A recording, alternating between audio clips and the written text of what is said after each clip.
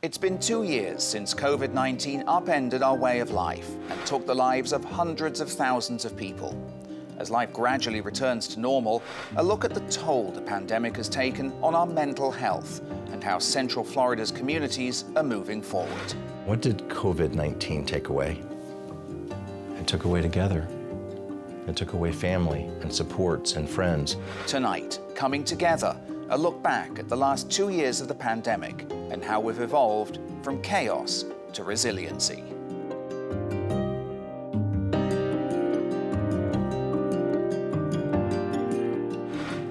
Hello, I'm Nancy Alvarez, Vice President of Community Relations and Equity Impact for Heart of Florida United Way. And I'm Steve Mort of WUCF's Newsnight. In this program, we're going to look back on how the pandemic affected different groups. Throughout, you'll hear our conversation with a mental health specialist on what we experienced and where we go from here. We'll begin with our children. In March of 2020, almost 400,000 children in Central Florida left for spring break thinking they would return in a week. Some wouldn't be back in their classrooms for a year or more. You have to make that one here! This is the New Image Youth Center in Paramore, an organization that supports kids in kindergarten through 12th grade by providing a safe haven, after-school programs, food, tutoring, and mentoring. It wasn't a plan. There was no business plan. It was no thought before the fact of coming, seeing that there was a strong need in the community, and we just slowly began to fulfill that need. When the pandemic hit, the staff scrambled to meet the new, sudden needs of the families they serve. School districts also had to improvise and, in a matter of days, create new ways of learning. If you can't, feel free to still type into the discussion post. Children, including my own, had to adapt. And I hope you're all doing well. I got you! Woo! According to the U.S. Census Bureau, about 93% of households with school-aged children reported some form of distance learning during the pandemic. Parents were suddenly thrust into the roles of teacher, IT department, cafeteria, counselor, and the list goes on. In some households, there were moments where the stress of it all felt lighter on some days and memories were made. Every parent has stories of days where we just made the best of it. Here's my 86-year-old mom joining my daughter's virtual PE classes. But in many households, the experience was heavy. Places like New Image, who focus on at-risk kids in low-income communities, were able to remain open every day during the pandemic. They knew they had to because they're a lifeline for families. This place is a safe haven because in most of these households, we deal with so much and there's nowhere to go. School districts scrambled to set up locations where kids could still pick up a school lunch, knowing many families rely on those meals. The break in the routine and the time away from their support system at school gave many kids anxiety. All hail to Older kids, including those in college, were robbed of milestones like traditional graduation. So how did all of this impact children's mental health? Will we see long-term repercussions?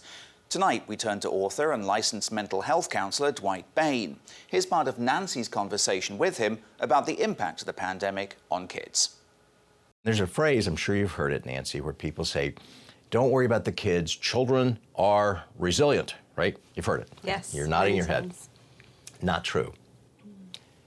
Children learn resilience by watching their parents. Children learn resilience by watching teachers and grandparents and abuela. They look at another generation and they go, okay, they're not freaking out, and here's what they're doing to cope. And so children learn, and that's not a bad thing. Mm-hmm. About 80% of what we know when we get to adulthood about marriage and family, we learn by watching our parents, which is good news for some people, maybe terrifying for others. And so when we look at children, the very young children, they look to their parents and think up to maybe about 3rd grade, 4th grade. Mm-hmm. And if mom and dad are not freaking out and mom and dad are not worried about, at that point, toilet paper, and mom and dad are able to not be mad at each other, because think about it, arguing with each other and blaming each other, well, it was your fault that you didn't get toilet paper. No, it was your fault. I told you to get the toilet paper. No, it was your fault. Arguing doesn't prove who's right. It proves who's better at arguing. It doesn't solve conflict. It actually creates more conflict. And when younger children watch the adults around them functioning in a healthy way, they take a breath and go, okay, I can do that, right? So when you get into middle school, toughest time, because they have memory of pre-COVID world. They remember what it was like to go to a theme park without a face mask, or to be able to get on an airplane and not worry. They remember going to concerts and football games. But their brain's not fully developed enough. This part of the brain, the prefrontal cortex, our brains will grow and develop until we're in our middle 20s. I know some people watching are saying, well, that explains a lot because I married him when he was 19. Okay, we're not going there. This is still developing. And when it's developing, we draw so much from the world around us, from our teachers, from our school. And having to do school virtually prevented me from having access to one of the most important people in the life of a child, and that's a teacher. And so what do? We do the best we can. There's a principle I live by. It's an ancient Greek philosophy called Stoicism. And the principle is do what you can, where you're at, with what you've got. And so in the midst of all that, what helps children is to be able to talk, to be able to say, help me understand what's going on. Very young children, we're doing it with crayons, and we're drawing pictures, and we're talking. A little bit older children, maybe we're able to, they can verbalize. And then you're right, with the older kids who, I'm going to be captain of the cheerleaders next year. I'm going to be captain of the football team. And sports were canceled, and extracurriculars were canceled. Right? And so what do we say to those developing brains? Robert Frost said, here's what I know about life. It goes on. And I say to that young person, life goes on. Yep, it's disappointing. It's sad, right? So we're going to feel it. We're going to grieve it. And then we're going to grow resilient. And we're going to learn. And every time something happens, it's disappointing. We're not going to get frozen in time. For the younger kids where it's harder to have those conversations, and that's amazing points that you're making and wonderful thoughts for an older child.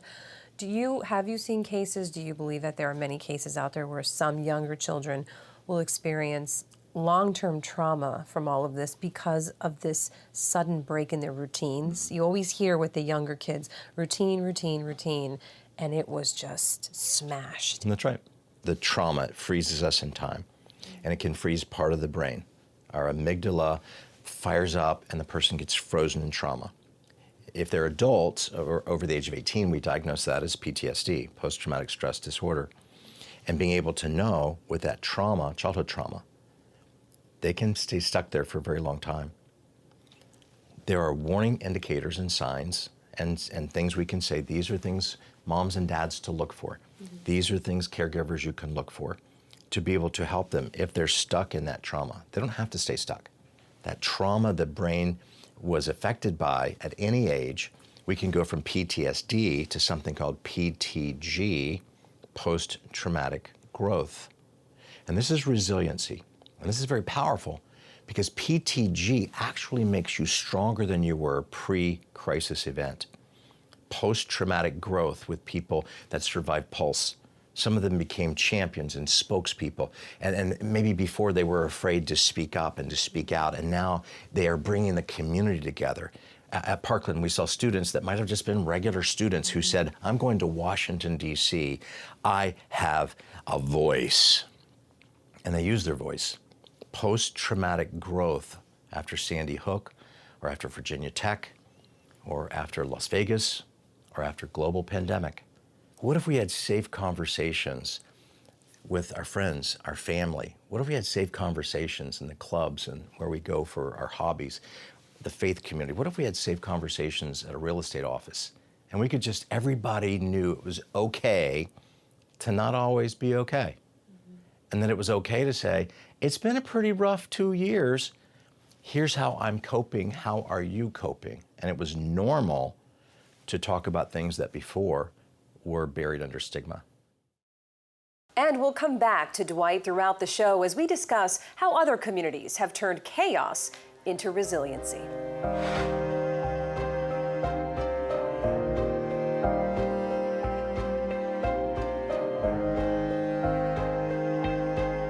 Well, another demographic we want to focus on tonight, our senior population, a group impacted in a long list of different ways.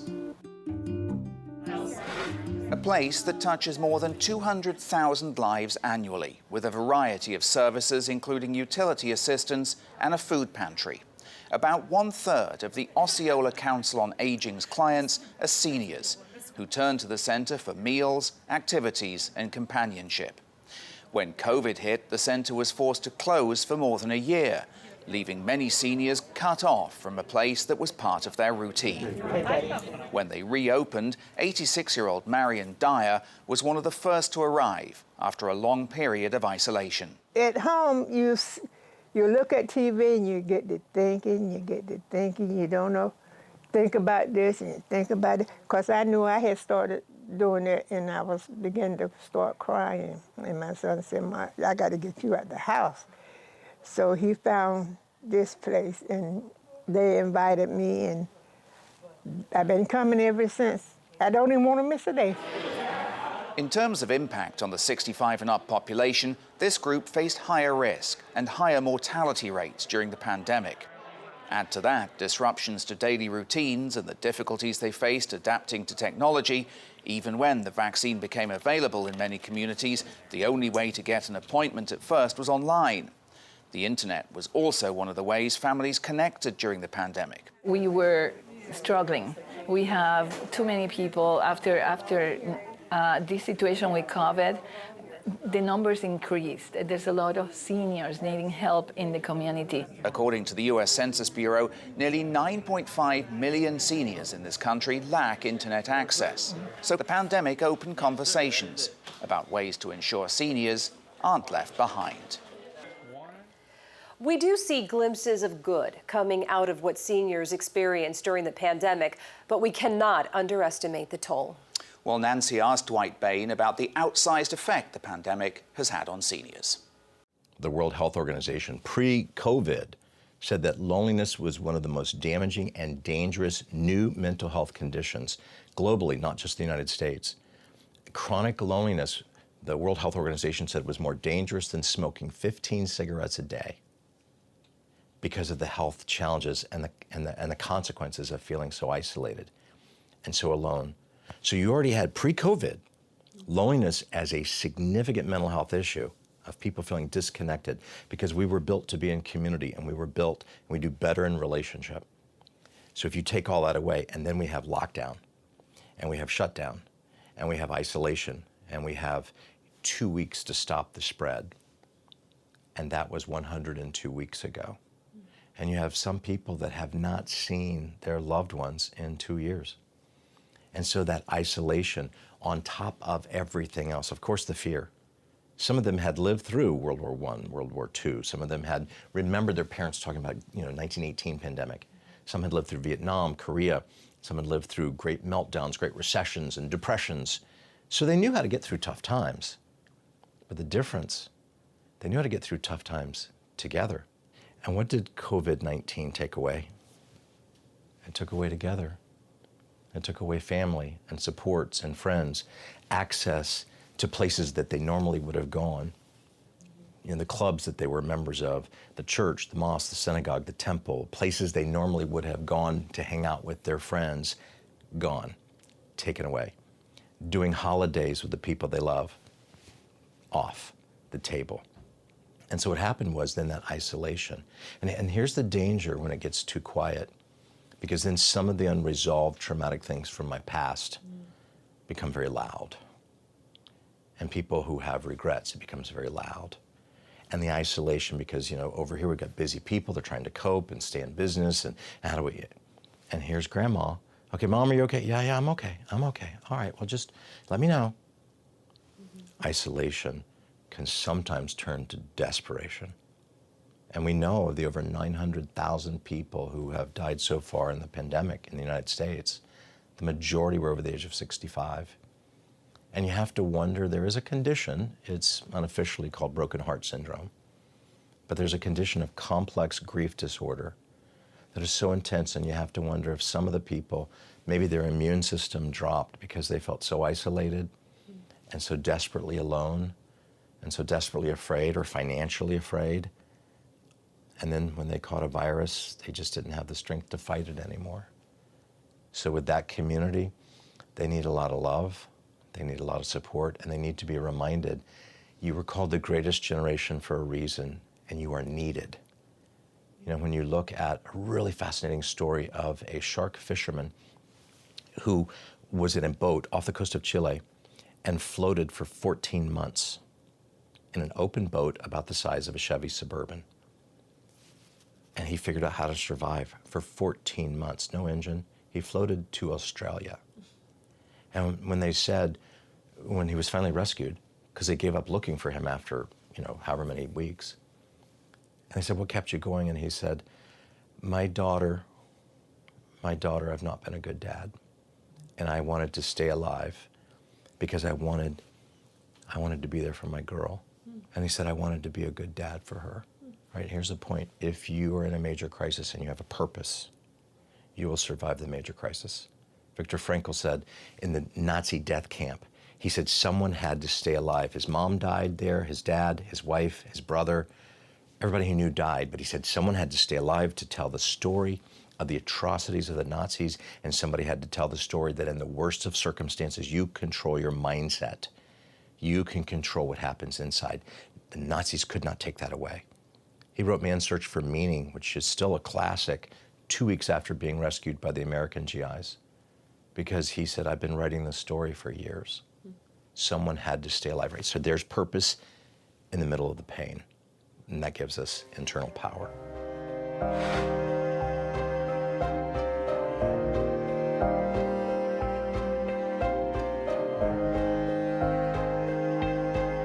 Finally tonight, our Central Florida workforce. The pandemic triggered an unprecedented crisis in the labor market. Yeah, the U.S. Bureau of Labor Statistics shows the country lost more than 20 million jobs in just 2 months in the spring of 2020, eclipsing the 2008 financial crisis and the Great Recession. In tourism-dependent Central Florida, the impact was disastrous. Between February and June of 2020, the region lost nearly a quarter of its leisure and hospitality jobs. With its theme parks and attractions, Central Florida's labor market is one of the most vulnerable to economic shocks in the nation. And when the pandemic hit and massive employers like Disney closed their doors, many workers were plunged into crisis. Among them, Emily Wall, a mother of 2, furloughed from her job as a server at the Magic Kingdom. It was panic and stress, and it's only going to be 2 weeks. We thought it was only going to be 2 weeks. Emily soon discovered she wasn't alone as Disney World, the largest single-site employer in America, laid off or furloughed tens of thousands of workers. The sudden change led to the creation of Ear for Each Other, a page designed to support impacted Disney employees' new businesses and side hustles. Emily, also a personal trainer, started a kids' fitness class designed to get kids moving and socializing after a day of virtual learning. I was able to recreate myself and rebrand myself into something that I have a passion for, and I just brought it to others too. And kept my kids happy, kept other kids happy, and my reviews were, everybody loved it, and the parents were so happy that I even got this thing going. For many, the pandemic offered a chance for reinvention, and it happened on a dime. Anis Gabali could no longer travel to Egypt to see her family. Her husband also had to close his business. My whole life, changed, like up and down. She enrolled in a culinary training program run by Second Harvest. She wanted to cook to feel more connected to the relatives she could no longer see. They try pushing me and help me a lot. You have to start a business. And I said, it's like too much for me, but now I have my bakery. Her business, Nosa Bakery, helped her, her husband, and their 3 kids weather the worst of the pandemic. It's about transforming lives so that people hopefully don't ever need the services of a food bank. And we see that every day in our 400 plus graduates that go through the program that are all out there working now and have a much better shot at self-sufficiency. The reinvention of so many in the workforce has led to the so-called Great Resignation and a labor crunch for employers seeking to hire back positions eliminated at the start of the pandemic. But our state's unemployment rate is now low at just 3.9%, as a population stunned by the rapid economic turmoil of the pandemic transitions from chaos to resiliency. Well, Nancy talked to Dwight Bain about how the pandemic transformed so many people's careers. And she started by asking him whether it was the result of people wanting to feel in control. For some people, they didn't really start to examine what was happening, and they felt pressure. And some people will blow up a relationship or a job because they want to feel in control of something. They feel like they have no control. My boss wouldn't care. The interesting thing is the people who sat down with their bosses and said, I'm feeling pressure and I need to make some changes. A lot of bosses said, I don't want you to leave. Here's a principle, not just in a global pandemic. And the principle is that silence, you've heard, is golden. Silence is deadly. Because in a time of crisis, in a challenging time, a high stress time, if people go quiet, if people ghost your text and your voice messages, you'll draw a wrong conclusion. And sometimes if people in leadership are very silent and they don't tell the employees, things are challenging, nobody's going to lose their job. People draw wrong conclusions. In the absence of information, and especially in a crisis, people will make up information. We've seen it after every hurricane, after every natural disaster, the things you covered in the islands. Well, they said they were going to deliver ice and water. They didn't deliver ice and water. They're doing this. They don't like us, but those people over there got ice and water. In the absence of information, people make things up because they're trying to grab hold to feel in control of something. And so what we say to the 24 million people who have so far quit their jobs, more than we've ever seen in the history of the United States, and did they quit because it was that bad? Maybe.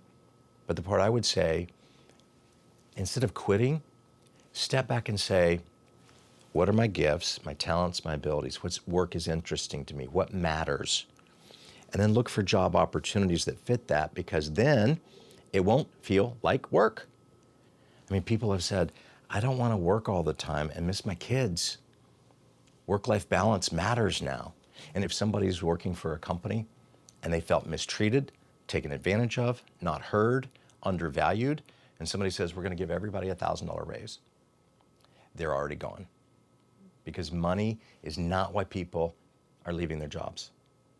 Meaning is why people are leaving their jobs. MIT did a study and said, and it was shocking to so many executives. I was like, well, we just need to pay people more money, pay them more money, pay them more money. Money doesn't provide work-life balance. Meaning is the goal. People work for meaning more than they work for money. And when we're able to define what matters most to you, WMM, what matters most, when we define that and somebody says, here's what matters in my life and here's what matters in my work, and an employer can say, well, here's some things that might fit that. You know what, we're involved in social justice, and it's something that we were not involved in the past as we should be, but we know that matters to you, and we're going to sponsor some things, and we'd like you to really, kind of lead that charge for us. When we look at what matters most and we line up with people who say, I agree with that, that's how you can unite a community. Look at the root word, community, the root word is common. When we look at common values, when we look at shared experiences, when we look at individuals who say, this is what matters, my family, this is what matters, time with my kids, this is what matters, healthy work-life balance, healthy physical health, healthy bodies, and being able to say, let's come together and make our education system the best. And I believe right here, my hometown, that we can start some conversations just like this one, and people will say, we should have those conversations where we live. Because healthy people, they talk about hard things. Healthy people don't say, I got your back. That's a cliche. Healthy people say, I got your front. Let's talk about good stuff. Let's talk about hard stuff. Let's talk about all stuff. Because when people do that and they come together with common goals and common values, community grows. And then we're able to step back and say, I remember the pandemic. I remember how disjointed we were before. And I remember how we came together, because that's what crisis does. For people returning to the office, and now we're together again for the first time in 2 years. But we have a difference of opinion about many things related to the pandemic. How do we get along? Yeah, it's a fantastic question. So everyone has an opinion. The problem is, when somebody shares an opinion, usually it's not based on data, it's based on opinion, which can be influenced by something called cognitive bias. And when people have bias, it blinds them to the truth and to the reality. So for someone to say, here's how I see it, but help me see it better, right? So a healthy person, a mentally healthy person, is able to say, I'm trying to understand and I want to look at this from all points of view. Because until you have the backstory, you don't have the real story. And being able to say, help me understand. And a lot of people will go back to office buildings, and a lot of people will say, oh, you know what? I gave up trying to prove that I was right because it was more important to say, I'd rather have a relationship with you than prove that I was right. And when we can open conversations like that, because I think it's pretty lonely sometimes behind a screen, and I think that people will long to be back in healthy relationship, in healthy conversations, just like this one. Well, you can find a link to the Heart of Florida United Way's new report on mental health in collaboration with Orange County on our website, wucf.org/newsnight.